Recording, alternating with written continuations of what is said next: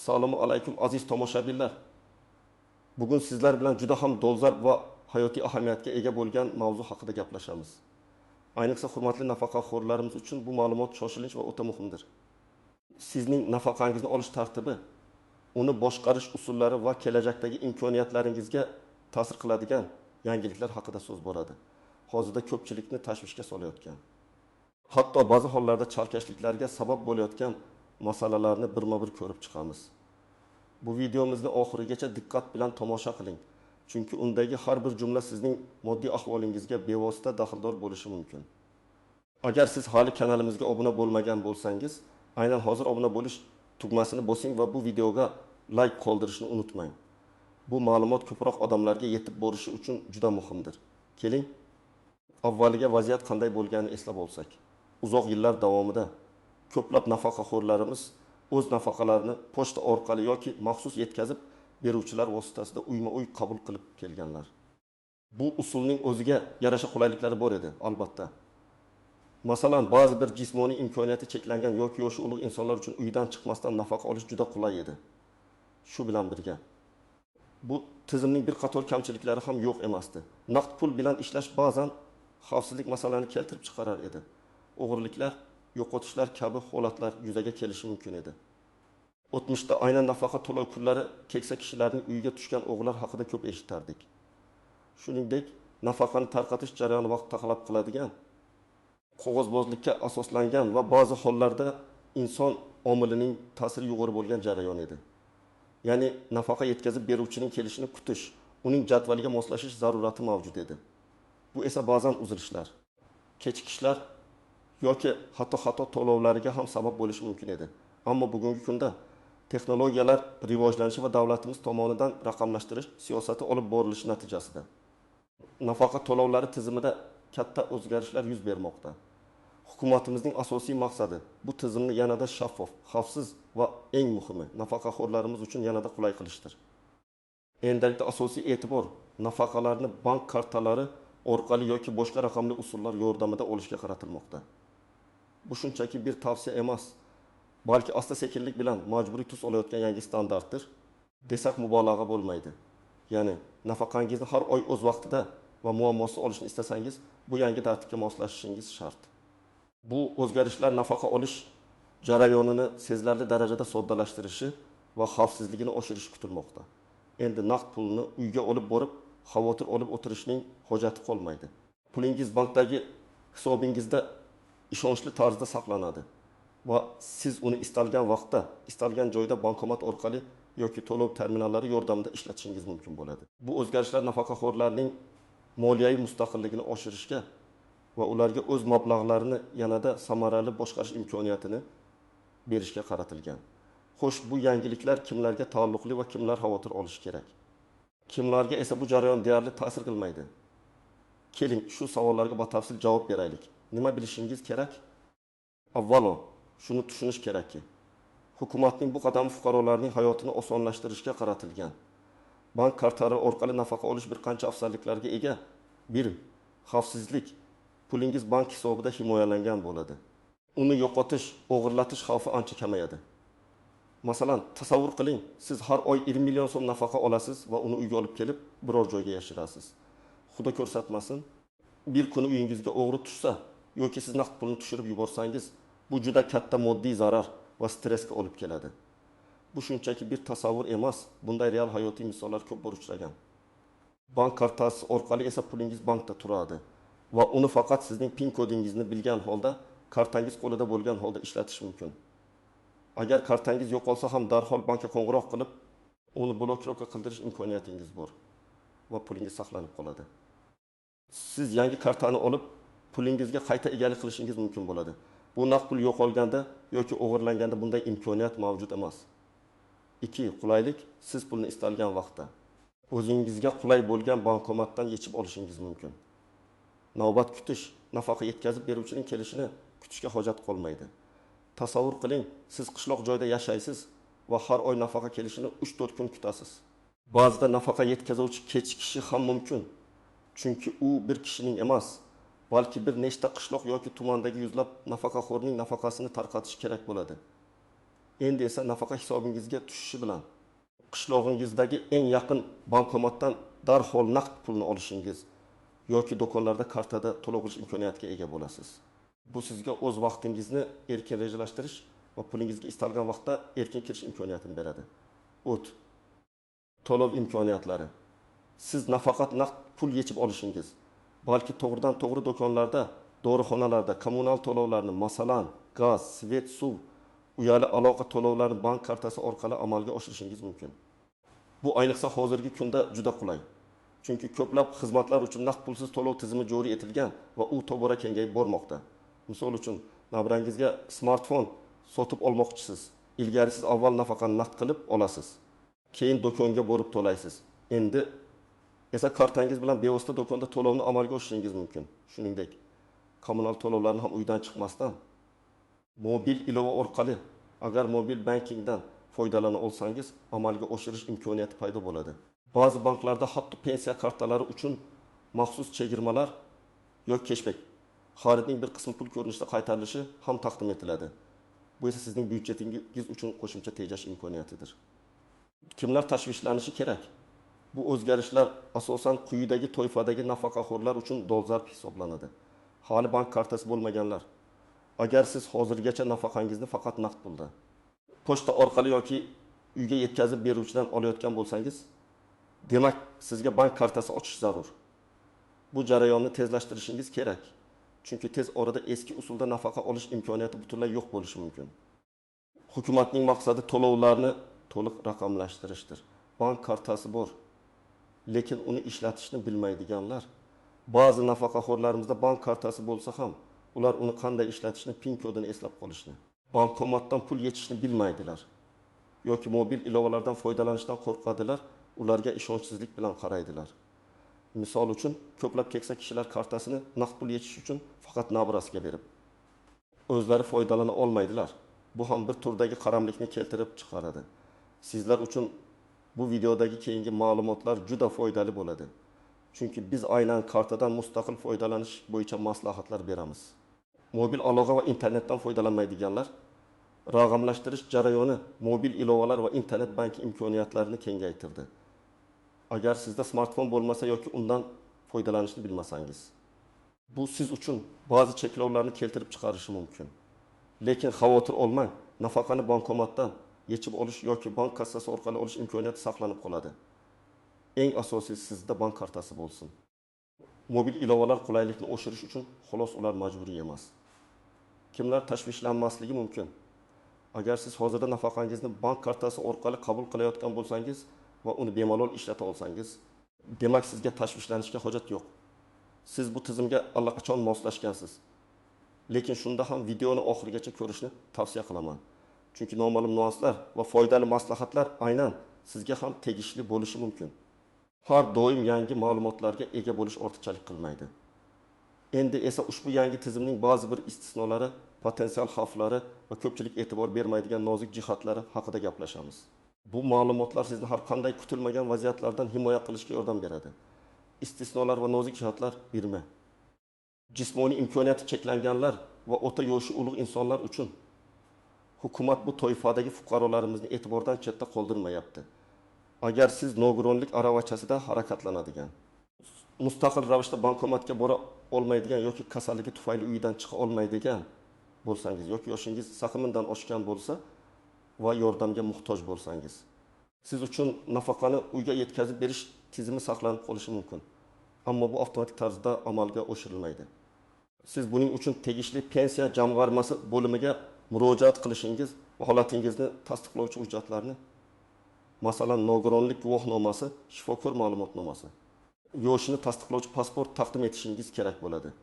Faqatgina shundan keyingina sizga oldingi tartibda nafaqa yetkazib berish davom ettirilishi mumkin. Bu juda muhim nuqta. Chunki ko'pchilik buni bilmasdan nafaqasini uyga olib kelishini kutib o'tirishi mumkin va o'z vaqtida murojaat qilmasa, nafaqasini olishda qiyinchiliklarga duch kelishi mumkin. Shuning uchun agar siz shunday toifaga kiruvchi nafaqaxo'r bo'lsangiz, tezroq pensiya jamg'armasiga murojaat qiling va barcha kerakli hujjatlarni taqdim etishga harakat qiling. 2. Uzoq qishloqlar va infratuzilmasi rivojlanmagan hududlardagi muammolar. raqamlashtirish qanchalik taraqqiy etmasin. Hali ham ayrim uzoq qishloq joylarda bankomatlar soni yetarli emas yoki internet aloqasi sifatsiz bo'lishi mumkin, mobil aloqa ham barqaror ishlamasligi mumkin. Bunday hududlarda yashovchi nafaqaxo'rlar uchun bank kartasidan foydalanish bir qadar qiyinchilik tug'dirishi mumkin. Masalan, sizning qishlog'ingizda yagona bankomat bor va u tez-tez ishlamay qoladi yoki unda naqd pul tugaydi. Bunday vaziyatda siz qo'shni qishloqqa, shaharchaga borishga majbur bo'lasiz. Bu esa qo'shimcha transport xarajatlari va vaqt talab qiladi. Ayniqsa jismoniy holati unchalik yaxshi bo'lmagan keksalar uchun bu katta muammo. Hukumat bu muammoga ham yechim topishga harakat qilmoqda. Masalan, savdo nuqtalarida cashback xizmatini kengaytirish orqali, ya'ni do'konda xarid qilganingizda ma'lum miqdorda naqd pul olish imkoniyatini yaratish orqali. Biroq bu tizim hali barcha hududlarda joriy etilmagan.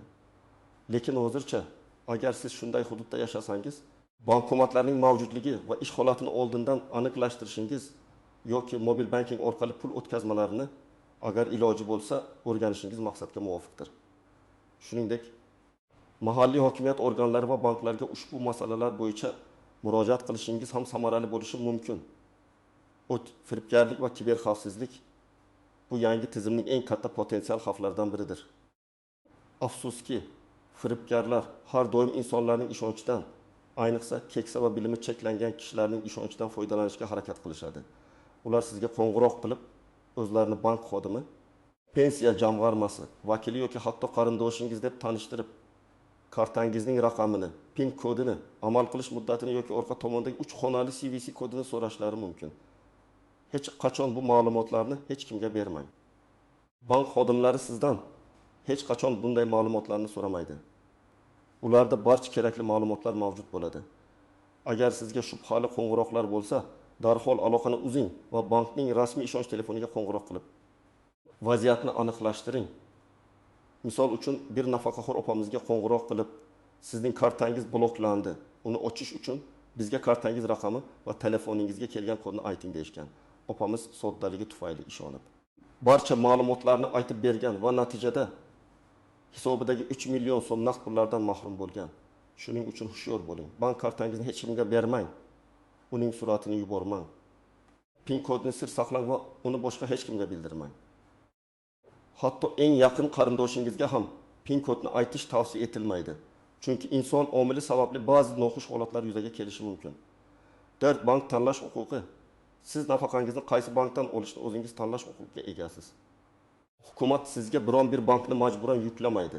Siz o'zingizga eng qulay joylashgan, xizmat ko'rsatish sifati yaxshi bo'lgan yoki qo'shimcha qulayliklar, masalan, cashback, foizlar taklif qiladigan bankni tanlashingiz mumkin. Bu sizning shaxsiy tanlovingiz. Agar sizga biror bank tanlashni majbur qilishsa, bu qonunbuzarlik hisoblanadi va siz bunga qarshi chiqishga haqlisiz. Bunday holatlarda pensiya jamg'armasi yoki markaziy bankka murojaat qilishingiz mumkin. Bu juda muhim. Chunki ba'zi joylarda ma'muriy bosim ostida ma'lum bir bank xizmatlarini qabul qilish holatlari kuzatilishi mumkin. Shuni unutmang, tanlov erkinligi sizning qo'lingizda. Sizning mablag'ingiz qaysi bankda saqlanishi va u orqali qanday xizmatlar olishingizni siz o'zingiz hal qilasiz. 5. Pensiya jamg'armasi bilan muloqot. Ba'zi masalalar bo'yicha, masalan, pensiya miqdori, muddatlar yoki boshqa shaxsiy savollar yuzasidan bevosita pensiya jamg'armasiga murojaat qilish zarur bo'ladi. Bank faqat pul oqimini ta'minlaydi, biroq pensiya hisoblash yoki uning miqdorini o'zgartirish, shuningdek nafaqa turini o'zgartirish kabi masalalar pensiya jamg'armasining vakolatiga kiradi. Shuning uchun har qanday aniqliklar kiritish yoki pensiyangiz bilan bog'liq hujjatlarni rasmiylashtirish uchun birinchi navbatda pensiya jamg'armasi mahalliy bo'limiga murojaat qilishni unutmang. O yerda sizga barcha kerakli ma'lumotlarni taqdim etishadi va to'g'ri yo'nalish ko'rsatiladi. Bu jihatlarni bilish yangi tizimga tezroq va muammosiz moslashishingiz uchun juda muhimdir. Har bir nafaqaxo'rimiz o'z huquqlarini bilishi va ulardan foydalana olishi kerak. Aziz tomoshabinlar, endi esa amaliy harakatlar rejasiga o'tamiz. Agar siz hali ham eski tartibda nafaqa olayotgan bo'lsangiz yoki bank kartasidan foydalanishda qiyinchiliklarga duch kelsangiz, quyidagi qadamlarni bosqichma-bosqich bajarishingizni tavsiya qilamiz. 1 qadam bank kartasini rasmiylashtirish. Agar sizda hali nafaqa kartasi bo'lmasa, darhol istalgan tijorat bankiga Masalan, Xalq banki, Agrobank, Milliy bank, Kapital bank va hokazo murojaat qiling. Siz o'zingizga qulay joylashgan, uyga yaqin bo'lgan yoki yaqinlaringiz foydalanadigan bankni tanlashingiz mumkin. Nima kerak bo'ladi? Sizning pasportingiz. Boshqa hech qanday hujjat talab qilinmaydi. Bank xodimlari sizdan qo'shimcha hujjatlar so'rashga haqli emas. Jarayon qanday kechadi? Siz bank xodimiga nafaqa kartasi ochish istagingizni bildirasiz. U sizning pasportingiz asosida ariza to'ldiradi. Odatda karta bir necha kun ichida tayyor bo'ladi. Masalan, 3-5 ish kunda. Ba'zi banklarda esa shu zahoti ekspress karta berishlari ham mumkin. Bu kartani darhol ishlatish mumkin. Kartani olganingizda PIN kodni o'rnatasiz. Bu kodni hech kimga aytmang va yodlab qo'ying. Agar eslab qolish qiyin bo'lsa, uni biror xavfsiz joyga, masalan, uyga kelgach, eslatma daftariga yozib qo'yishingiz mumkin. Lekin hech qachon kartaning ustiga yozmang yoki telefoningizga saqlamang, chunki bu xavfli. 2 qadam. Pensiya jamg'armasiga ma'lumot berish. Bank kartasini olganingizdan so'ng pensiya jamg'armasining o'zingiz yashayotgan hududdagi bo'limiga murojaat qilishingiz va yangi karta rekvizitlarini taqdim etishingiz kerak. Nima kerak bo'ladi? Sizning pasportingiz va bank kartangizning rekvizitlari, kartaning 16 xonali raqami, amal qilish muddati, bank nomi. Ba'zida sizdan bankdan olingan maxsus ma'lumotnoma talab qilinishi mumkin. U yerda sizning hisob raqamingiz IBAN ko'rsatilgan bo'ladi. Uni bankdan so'rab olishingiz mumkin. Bu ma'lumotnoma ko'pincha plastik karta hisob varag'i to'g'risida ma'lumotnoma deb ataladi. Jarayon qanday kechadi? Pensiya jamg'armasi xodimiga barcha hujjatlarni taqdim qilasiz. Ular sizning arizangizni qabul qilib, nafaqa to'lovlarini yangi bank kartangizga o'tkazishni rasmiylashtiradilar. Odatda bu 1-2 oy ichida amalga oshadi. Ya'ni keyingi oy yoki undan keyingi oy nafaqangiz yangi kartangizga tushadi. Chunki to'lov jadvalini o'zgartirish uchun ma'lum vaqt talab etiladi. Agar siz bu jarayonni tezlashtirmoqchi bo'lsangiz, bu haqida pensiya jamg'armasi xodim bilan maslahatlashing. Ba'zi hollarda tezroq hal qilish imkoniyatlari mavjud bo'lishi mumkin. Uch qadam kartadan foydalanishni o'rganish. Bu eng muhim qadam. Agar siz kartadan foydalanishni bilmasangiz, quyidagi usullardan birini tanlashingiz mumkin. Bankomatdan foydalanish, bankomatdan pul yechish eng keng tarqalgan usul. Bankka borib, bank xodimidan sizga bankomatdan pul yechishni o'rgatishni so'rang. Ular sizga yordam berishga majbur. Kartani kiritish, PIN kodni tarish, naqd pul olish tugmasini bosish va summani kiritish. Buni bir necha marta mashq qilsangiz, o'rganib ketasiz. Qo'rqmasdan o'zingiz harakat qiling. Xodimlar sizga to'g'ri bajarishga yordam beradi. Oila a'zolaridan yordam so'rash, nabira o'g'il, qiz yoki boshqa yaqin qarindoshlaringizdan bank kartasidan foydalanishni o'rgatishni so'rang. Ular sizga mobil ilovalarni, masalan, Click Payme o'rnatishda, balansni tekshirishda, kommunal to'lovlarni amalga oshirishda yordam berishlari mumkin. Bu mobil ilovalar juda qulay. Ular orqali har qanday to'lovni uydan chiqmasdan amalga oshirish mumkin. Lekin esda tuting, PIN kodingizni ularga ham aytmang. Faqat to'lov jarayonida yordam berishlarini so'rang va barcha tranzaksiyalarni sizning oldingizda bajarishlarini nazorat qiling. Bankda kassasi orqali. Agar bankomatdan foydalanish qiyin bo'lsa, siz bank kassasi orqali ham kartadan pul yechib olishingiz mumkin. Buning uchun pasportingiz va kartangiz bilan bank kassasiga borasiz. Bank xodimi sizga yordam beradi. Bu usul biroz ko'proq vaqt olishi mumkin. Chunki navbatlar bo'lishi mumkin, lekin u ishonchli va xavfsizdir. 4 qadam xavfsizlik qoidalariga rioya qilish. Yuqorida aytib o'tganimizdek, firibgarlik xavfi doim mavjud. Shuning uchun hech kimga kartangiz raqami, PIN kodi, amal qilish muddati yoki KVC kodini aytmang. Bu ma'lumotlar sizning shaxsiy siringizdir. Shubhali qo'ng'iroqlarga javob bermang. O'zingizni bank xodimi yoki pensiya jamg'armasi vakili deb tanishtirgan shaxslarning so'rovlariga ishonmang. Banklar va rasmiy idoralar hech qachon bunday ma'lumotlarni telefon orqali so'ramaydi. Agar shubha tug'ilsa, telefonni o'chiring va o'zingiz bankning rasmiy raqamiga qo'ng'iroq qilib aniqlik kiriting. Kartangizni yo'qotib qo'ysangiz yoki o'g'irlatib qo'ysangiz, darhol bankning ishonch telefoniga qo'ng'iroq qilib, kartani blokirovka qildiring. Bu raqam odatda kartaning orqa tomonida yoki bankning rasmiy veb-saytida ko'rsatilgan bo'ladi. Har ehtimolga qarshi bu raqamni biror joyga yozib qo'ying, masalan, daftar kitobingizga yoki yaqinlaringizga berib qo'ying. 5 qadam muammolar yuzaga kelganda. Agar sizda biror muammo yuzaga kelsa, masalan, nafaqa kechiksa, kartangiz bloklansa yoki firibgarlikdan shubhalansangiz, quyidagi idoralarga murojaat qilishingiz mumkin. Bankingizning ishonch telefoni, kartangiz bilan bog'liq har qanday texnik masalalar bo'yicha, masalan, kartani blokirovka qilish, balansni aniqlash, tranzaksiya tarixi bo'yicha. Bu raqam 24/7 ishlaydi. Pensiya jamg'armasining mahalliy bo'limi, nafaqa miqdori, to'lov muddatlari, hujjatlar bilan bog'liq masalalar bo'yicha. Ular sizning pensiya dosyengizga bevosita javobgardir. Mahalla fuqarolar yig'ini. Agar siz jismoniy imkoniyati cheklangan bo'lsangiz va yordamga muhtoj bo'lsangiz, mahalla faollari sizga yo'l yo'riq ko'rsatishi yoki tegishli idoralarga murojaat qilishda yordam berishi mumkin. Ular keksa yoshdagilar va nogironligi bor fuqarolarga ko'mak berish bo'yicha maxsus vakolatlarga ega. Hukumatning yagona interaktiv xizmatlari portali May, Bantakut.uz ba'zi masalalar bo'yicha onlayn murojaat qoldirish imkoniyati ham mavjud. Agar siz internetdan foydalana olsangiz yoki nabiralaringiz yordamida bu portal orqali shikoyat yoki taklif qoldirishingiz mumkin. Bu amaliy qadamlar sizga yangi tizimga tezroq moslashishga va nafaqangizni muammosi olishga yordam beradi. Unutmangki, har qanday yangilikka moslashish bir oz vaqt va sabr talab qiladi. Ammo natija sizning foydangizga bo'ladi. Kelajakda nafaqa olish jarayoni yanada qulay va xavfsiz bo'lishi kafolatlanadi. Xulosa qilib aytganda, aziz do'stlar, hukumatimizning nafaqa tizimini raqamlashtirish bo'yicha qilayotgan islohotlari sizning hayotingizni yanada qulay va xavfsiz qilishga qaratilgan. Dastlabki bosqichda ba'zi noqulayliklar bo'lishi mumkin. Ammo bu o'zgarishlar uzoq muddatda har bir nafaqaxo'rimizga foyda keltiradi. Bank kartalaridan foydalanishni o'rganish, raqamli xizmatlarga moslashish zamon talabidir. Bizning bugungi asosiy maqsadimiz sizni ushbu jarayonlar haqida to'liq ma'lumot bilan ta'minlash va qanday harakat qilish kerakligini tushuntirish edi. Umid qilamanki, bu videodagi ma'lumotlar siz uchun foydali bo'ldi. Bizning kanalimizda bunday foydali ma'lumotlar doimiy ravishda berib boriladi. Sizning fikrlaringiz va savollaringiz biz uchun juda muhim. Shuning uchun bu o'zgarishlar haqida sizning shaxsiy fikringiz qanday? Siz allaqachon bank kartasi orqali nafaqa olasizmi? Qanday muammolarga duch kelgansiz yoki qanday qulayliklarni his etgansiz? Izohlarda o'z fikrlaringizni yozib qoldiring. Bu boshqa tomoshabinlar uchun ham foydali bo'ladi. Videoni like bosishni va kanalimizga obuna bo'lishni unutmang.